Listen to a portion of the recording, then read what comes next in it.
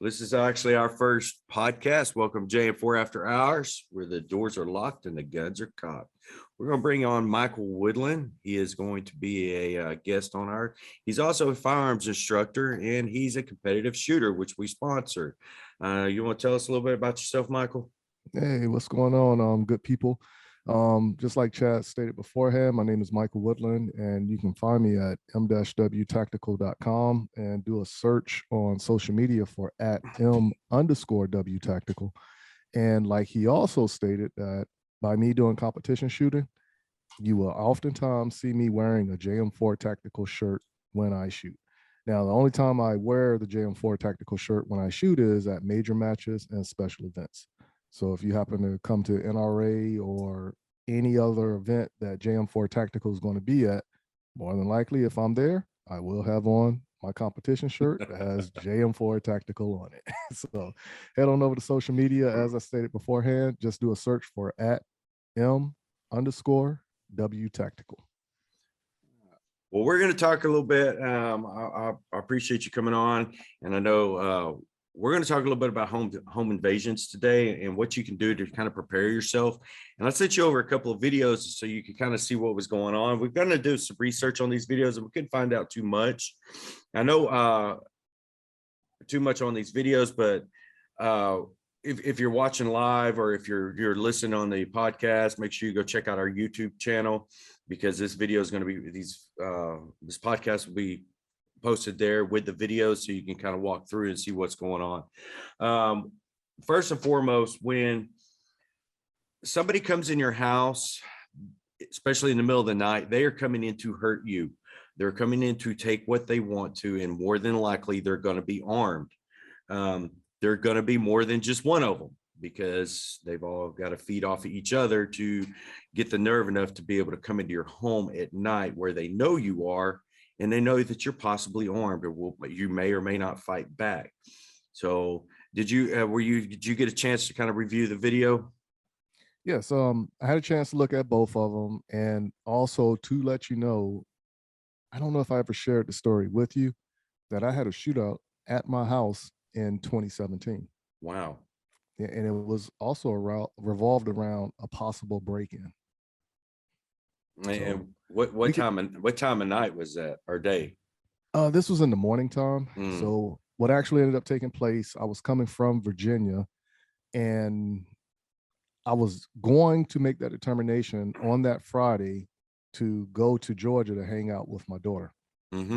But of course, coming from Virginia, I was extra tired. So I stated, okay, I'm gonna take Friday, rest up, wake up on Saturday, and then go to Georgia.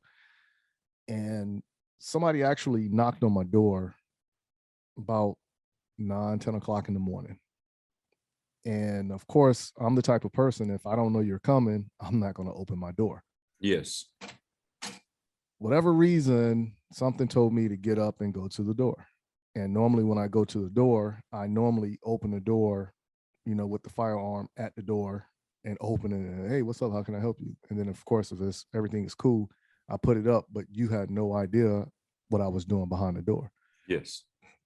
This one time, I didn't do that, because like I said, I woke up, I was kind of like pissed off that somebody woke me up out of my sleep. So I go open the door. By the time I got to the bottom of the stairs, I realized I didn't have my firearm with me. So what I actually ended up doing was putting my foot behind the door so it will only open up but so much. Now, of course, if somebody was trying to push it, that gives me a little bit of room, whereas I can go ahead and try to push it back and then do whatever I have to do to protect myself. So when I opened the door, there was this guy. He was about 5'8", very muscular, and he looked like he would play football, like in a running back position. So he was pretty solid. Yeah. But when he turned around, because he had his back to the door, and when I opened the door, it kind of startled him. So of course, when he turned around, he did the whole jumping portion. It was like, hey man, you happen to see this little puppy? And I'm looking like, yo, big butt, and let me get out of here. I just slammed the door shut and I locked it. So go ahead. No, go ahead. All right. So then I walked over to the window, opened up the window, and now he's walking towards the street, and there was an SUV, because I live in a cul-de-sac. So when I'm looking out the window, the SUV is creeping in the cul-de-sac, but coming from the adjoining street. So I'm sitting there like in my mind, I'm like, oh, set up, it's about to go down. So of course I just retired out the military, been infantry all my military career, went to the safe, grabbed the AR-15, just sat there and waited. Now, of course, when I'm looking out the window, he's walking back to the truck, pointing over his shoulder, like, okay, let's go to the houses over there. That's what he was trying to make it look like. So when I grabbed the AR-15, I waited a little bit, expecting them to kick the door in because I couldn't see how many people were in the SUV. So of course, I'm sitting there doing my countdown, the training I did in the military and all. Nothing happened. I was like, okay, maybe it's all good. So I went ahead and did my maneuvers, went to the front door, and by the time I put my hand on the doorknob, that's when I heard the first shot go off. So by the time I went ahead, undid the locks and ripped the door open, okay, you shot at me, I shoot back. Started shooting into the car, and I put 17 rounds into the car as it was fleeing away. But the whole act was self-defense in South Carolina. So me first getting out of the military, me traveling around and everything, I wasn't as educated on the laws in South Carolina as I am now. Yes. But when the officer came and they heard the story and the neighbors corroborated what they heard and what they seen and all this and that, they ruled it self-defense. So South Carolina actually has a law, whereas if I would have killed that person or those people in the car because they was in the act of a violent crime, I wouldn't have got charged. No, in fact, everybody in the car, like Texas, would have been charged for murder. Correct. But you wouldn't have. I mean, it's kind of like if you're going to rob a bank or whatever. I mean, people going to rob a bank. Yeah. This one right here, I teach a lot of our students that every situation, every household's a little different. Like if you live on one side of the house and your kids are on the same side of the house and you hear somebody break in, it's best to get your kids and barricade down and get ready for a gunfight and call 911. I tell everybody when you get 911 on the first call, the first thing you give them is your address, because if something happens, the phone goes dead. They know that there is an address they need to go to, and they know that you need help at that address. If like my kids aren't home or something like that, or my house is empty, it's just me and my wife, and somebody comes in, I'm definitely buckering down and we're calling 911 and we're going to barricade ourselves in our bedroom and get ready for a fight and let them know, because there's nothing outside of my bedroom that's worth my life. One of the things that we also, if my kids are home, unfortunately, that puts me in a whole different situation because they're on the other side of the house. So one of the things I would have to do is break that barrier and go into the rest of the house, because I have to make sure that I get to my kids before they do, or I get them out of my house. In this video right here, I don't know if this man and woman have kids in their house or what their living arrangement is. You really don't see any kids in this video, but you see a lot of, she got very lucky on a couple of situations, and we're going to go ahead and play this video real quick. Also, we actually had on our Facebook page last night, one of our neighbors message and said, hey, there's a silver Dodge driving around. Well, they come up to my house and they said they were with the insurance company, and he was wearing a camera. It was between 5 and 6, and to do an insurance inspection, she's, kind of weirded him out. They were like, no, and he ended up leaving, but they called the sheriff's department and found, figured that they were probably casing their house in our neighborhood. But so that's some of the things you need to watch for also. But let's go ahead and play this video real quick, and I want you to see some things, and I'm gonna pause it here in a minute. First of all, you see a couple of people come in. I mean, it is nighttime, so like I said, there's more than likely it's always going to be more than one. They're feeding off each other. So yeah, I do have an alarm on every part of my house that's set for do not enter for no entry. So if somebody, as soon as that door opens, the alarm's going off, it's waking me up, and I know the help is on the way. Well, let's also look at the fact that this establishment has cameras, right? So it's obvious that it has cameras because we can see that there is a camera.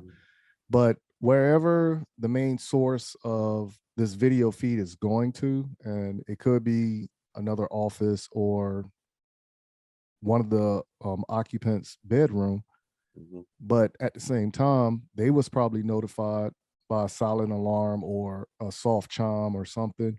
Um, but then again, we're not there, so we don't know. But I would just assume that, because how many of us today actually have the Ring doorbell? Somebody rings your doorbell, your phone rings Yeah. at the same time. Mine's sometimes mine's right on point. Sometimes it has a delay, Correct. especially, that motion in front of it. Mm-hmm.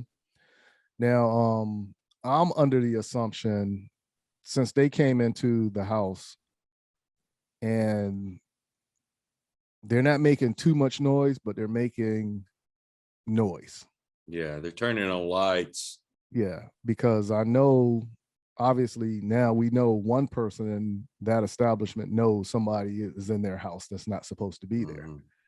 And they're probably making an assessment right now over the camera. But you also got to remember, when you're looking at the camera, there is somewhat of a few seconds delay. So that's what I'm determining right here. Right there. She goes to shooting. Mm-hmm. Yeah, she goes to shooting and she's putting rounds. I want to bring up something. Could you take it back about 5 seconds? Yeah.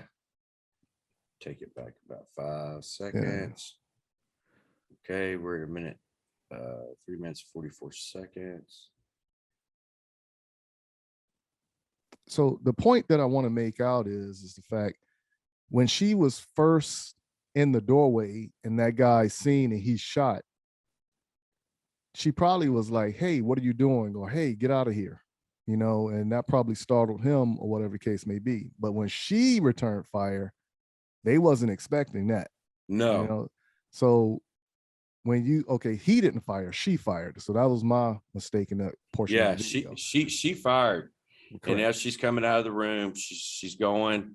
But the point I wanted to make was, once you saw her fire that firearm, and then the guy that she was looking at, that right there is the perfect example of tunnel vision. Yes. And a lot of people don't, when you talk to people about self-defense, and everybody, well, I would have done this, I would have done that. Adrenaline zones in that tunnel vision, and you are not even aware of that. So you saw when she was chasing that one guy out the door, how the other guy was like right there in arm's reach of her. Yeah, it could have seriously hurt her or took her gun away, or there's a lot of bad could have went wrong. I mean, it's great that she made it out. It's awesome. Right. But now tunnel vision works both ways also. So in her defense, she was zoned in on that one guy. The bad guys, when they was running away, the guy that was in arm's reach of her, his tunnel vision was, I need to get out of here. Yeah. So he's looking at the avenue, whereas, okay, I know there's a kitchen right here. Let me get right there because she's right there. So you saw him just point the firearm and just run. And I'm gonna pause it right there. You see the tunnel vision again. She's chased these two out, but she did not see the other individual coming this way. Of course, he's just looking for an exit, because I don't think they thought that they were going to get a fight back. I thought they thought they were going to go in, do what they wanted to do, and that the victims were not going to be able to fight back or weren't willing to fight back. And now that they're fighting back, it's become now they're a scared situation for the criminal, because they're running. Of course, she gets her phone out. I mean, I tell people the most vulnerable you are in your life is when you're asleep. Correct. Because you're asleep. I mean, and get a house alarm, get a yapping dog that likes to bark at everything outside. I mean, now the one thing about having a pet, like you said, if you get a dog and you don't want the dog to be around everyone, Mhm. because 90% of the break-ins that happen into a house, that person has already been Being inside of in your your house. house. So if the dog recognizes that this person has already been there, oh, this is friendly. Mhm. And of course, he breaks in, hey, let's play again. Let's play again, Yes. from the dog's perspective. So you necessarily don't want your animal around everyone for that reason of security. Yeah. Yeah. Get your chihuahua, or get you, get your house alarm. Something that's going to wake you up. You don't want the burglar tickling you on your feet in the middle of the night, waking you up. I Mhm. mean, you want to be woke up way before they get in, or as they're coming into your home, or Right. things like that. Uh, Now we talked about another video here. I'm gonna go ahead and shut this one off. It's like, she's got 911 on the way. Now, a few other things in this video, even though it looks like it's a hot mess in there with all that Hmm. material and it's organized, but that right there could have been a measure of life and death, because look at, if you take all that stuff out, look how open that area is, Yes. And and that box blocking halfway of that door, that could have been a moment of turning around, shooting, catching the person. But now, when she was coming, you saw how she had to go around another layer of mhm. boxes to get behind this layer of boxes to get to the door. And So, that's what I try to tell people, also is I can walk through my house in the middle of the night, mhm, but you can't walk through my house in the middle of the night. correct. Because you'll end up hitting a coffee table, a chair, because you're not Mhm, familiar with inside the home. right. Um, so I use a flashlight. I don't use a flashlight on my gun. Actually use a handheld flashlight, so I can have it away from my body. And if I'm having to turn it off and on, it can be away from my body. So if Well, they, I have mixed reviews when it comes to the flashlight. Mhm. Like how a lot of people always, oh, you need it on your firearm. Okay, but at the same time, that signature is where you're shooting from. But then Yes, again, if you have it on your in your hand, and I'm not a firm believer in, you got the firearm in this hand, the flashlight coming over like this. no, I don't like that way. I like to put it between my two fingers and assess it as I'm holding, right? But some people do like to hold it up in a way, but now you also got to remember you're casting shadows by elevating it over your line of sight. yeah, So there's that's no true. right or wrong answer when it comes to a flashlight. It's just whatever you're more comfortable with. Just make sure you train with it so you're Yes. more advised to the situation at hand. Another thing you've got to get trained with is if somebody comes in your house. Like, fortunately, my kids are on the other side of the house, so what's between me, the front door and the back door, Mhm. are between me and my kids. So if somebody comes in my house and my kids are home, I've got to immediately go out there. So I have to know the angles Right. that I have to be in, so I'm not shooting towards my kids' rooms. Mhm. uh, but my kids are also trained that if the house alarm starts going off, they immediately get down off their bed, lay down, close their crawl, close their door, crawl to the closet, and call 911. Mhm. uh, because that gives me a less of a chance of a bullet passing by someone and going through sheet, or going through drywall. Right. So I've got two precautionaries there. One, me knowing the angles I need to go, and two, for them to get down. So I'm dependent on them. They're dependent on me. But if we work together and I do have to shoot towards the room, I'm hope, maybe they will, I've trained them to get down, things like that, So it's Right. also the angles in your house. We're going to go into this next one. This man was seriously hurt. I want to say this was, I don't want, we tried to do some research, but I do know it's got a little bit of sound to it. Okay.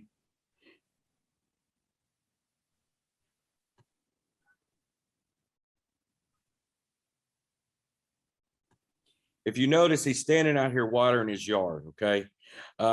Two gentlemen come walking down the street here, and one of them comes up around the car. Did you see that? Correct. Actually, what actually ended up taking place, that Yeah. white car that's on the street that the assailant is standing in front of right now, there's a gray car behind that one. So Yes. they got out of that car right there. But the first person got out, he was using that SUV in the driveway as cover. Yes. Because if you see him, how he's crouching around when he came around it, right? So now, once again, tunnel vision, the guy watering his yard is focused on this guy. Hey, where did you come from? Why are you in my yard? Get out of here. Which leaves an opening for the guy that's standing behind him. Because how many people actually walk in your neighborhood, walking down the sidewalk for whatever reason?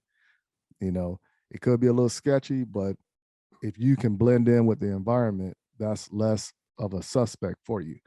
But then again, how many people come to your city or town that looks like an outsider because they don't fit in with how everybody else is dressing, how they're talking, how they're carrying on, so on and so on. So this was that situation. So obviously, these bad guys are from this city or town, wherever it may be. And when he came out of the car, the guy walking on the sidewalk with the black hoodie on, he was, okay, I'm a non-threat. I'm just going to walk, right? Because you realize he had his hoodie on. Yeah. Right. The guy with the gray hoodie on, because he had his hoodie on also, but he used that car as cover, came around to surprise him and shock and awe, which gave the guy watering the yard tunnel vision. Now you're focused on him, getting him out of here because you realize he started backing up to create that distance, but he was trying to use the water hose as a defensive measure as well. And then when the guy came up behind him, oh man, you got me. All right, what do I do? I'm like, he's overwhelmed right now. So there was a better way to handle this. I wouldn't have went on with the ordeal of water in my yard as he did. As soon as I saw that guy walking down the sidewalk, I probably would have shifted my demeanor to this little pathway. Because if you're looking, you got like this little mini SUV in this driveway. Now I probably would have started walking, putting my back towards this green pasture against the house. So now I can watch this guy walk down the sidewalk. You see what I'm saying? Yes. If he's coming from that way, okay, like this is how my mind thinks. Yeah, it's a situational awareness and also carrying on with you at all times. Yes. Situational awareness, carrying on you. From some of the stuff I read, and we could never get where this was actually done at, is the man was seriously hurt. I'm gonna go and play the rest of the video real quick. Now, did they? They're dragging him in. They're dragging him into the house, though. Right? They drag him into the house. So they beat him once they beat him once they got into the house. And the reason why they beat him was nothing more than to slow him down so he doesn't react and everything else.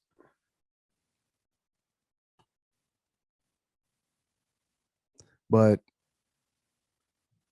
also remember the characteristics of your neighbors.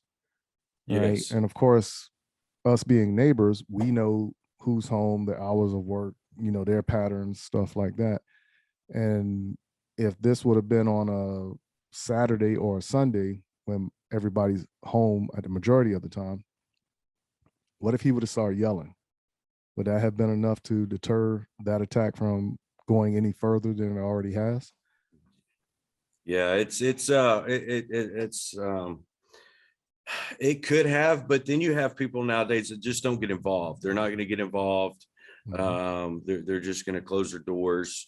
But then you do have people that will get involved and will call the police and will say something.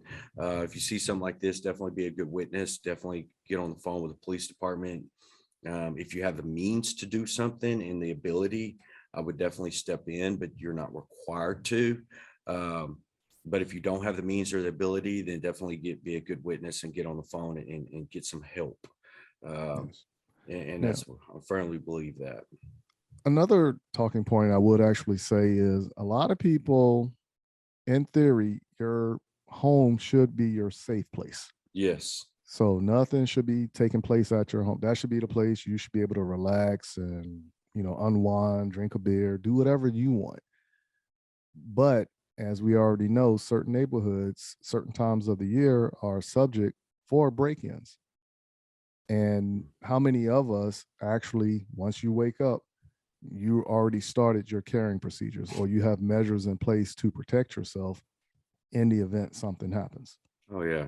You know what I'm saying? So you don't want to put your firearm on the kitchen counter, and now you're in the restroom, you hear the bump, and by the time you come out of the restroom, it's probably faster to run up the stairs versus taking that left and getting that firearm off the kitchen counter. Yeah. You know what I'm saying? So you gotta think it through. And especially like if you're home by yourself, or let's just happen to say you have a family, husband, wife, and a kid, but the wife is scared of firearms. She doesn't want to touch Yeah. firearms in any type way. Right. The kid is 3 years old. So, already know the kid ain't gonna help you. The wife has the means to protect you, but you have the tools in place that can protect you. All right. Okay. So let's go ahead and let's run through that scenario. And a lot of people don't think that far, because you have a lot of people who actually think, oh, if I have a firearm, I know what to do. But now you're taking a lot of other stuff out of that equation.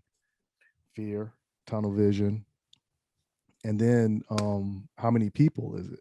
What type tools they have?